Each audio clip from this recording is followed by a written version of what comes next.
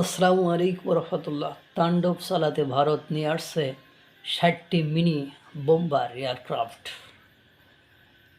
13 টনের এই বোম্বার আনম্যান, অর্থাৎ আমেরিকার F-35 যে বোম্বার আছে, এয়ারক্রাফট আছে, তা চালাতে মানুষের দরকার হয়।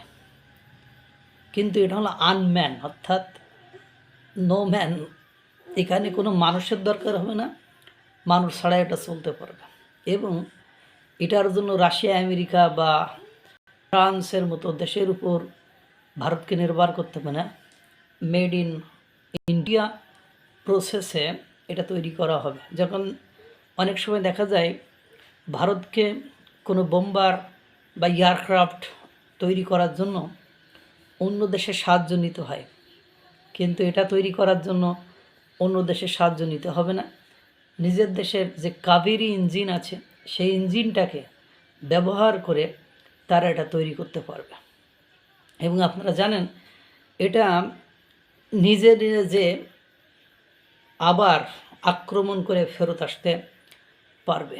যদিও নামটি মিনি, তারপরেও এটা মিনি নয়, এটা খুব বিপজ্জনক হবে।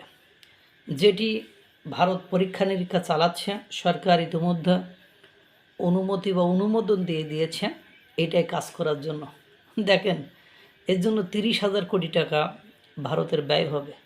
ভারত সামরিক শক্তি, বিমান শক্তি, নৌবাহিনী সব ক্ষেত্রে যে পরিমাণ ইনভেস্ট করছে, যে পরিমাণ ডেভেলপমেন্ট দেখাচ্ছে, যে পরিমাণ দ্রুত গতিতে এগিয়ে যাচ্ছে, অদূর ভবিষ্যৎ চীনের যে ইন্দো প্যাসিফিক অঞ্চলে বা এই অঞ্চলে যে আধিপত্য বা যে শক্তি সামর্থ্য, তার সাথে দাপট দেখাতে হলে, তার সাথে কম্পিট করতে হলে, কম্পিটিশন করতে হলে, প্রতিযোগিতা করতে হলে ভারতকে আরও বেশি ত্বরান্বিত করতে হবে, আরও বেশি দ্রুত গতিতে এগিয়ে যেতে হবে।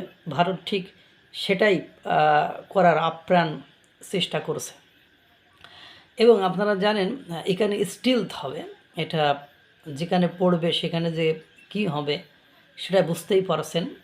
এতে করে দেখা যায় প্রতিবেশী রাষ্ট্রগুলো, পাকিস্তান, বাংলাদেশ, এদের অনেকটা ঘুম হারাম হয়ে যাবে যে কী করছে ভারত। যেটা কল্পনা, অন্যরা কল্পনা বিদেশ থেকে কিনতে চায়, ওরা সেটা নিজেদের বিজ্ঞানী, নিজেদের প্রযুক্তি, নিজেদের ইঞ্জিন এগুলো ব্যবহার করে তারা এই বোম্বার তৈরি করে ফেলবে। আমেরিকা যেখানে মানুষ ছাড়া এটা চালাইতে পারে না, সেখানে ভারত একদম মনুষ্যবিহীন একেবারে যে আক্রমণ করে আবার ব্যাক করতে পারবে। এবং এটা সহজে রাডার সিস্টেমকে ফাঁকি দিয়ে শত্রু দেশের অঞ্চলে নির্দিষ্ট একটি টার্গেটে যে বম্বিং করে আবার ফিরে আসতে পারবে। এর নাম ভারত। ভারত একের পর এক তাণ্ডব দেখাবে মনে হচ্ছে। দেখতে থাকুন।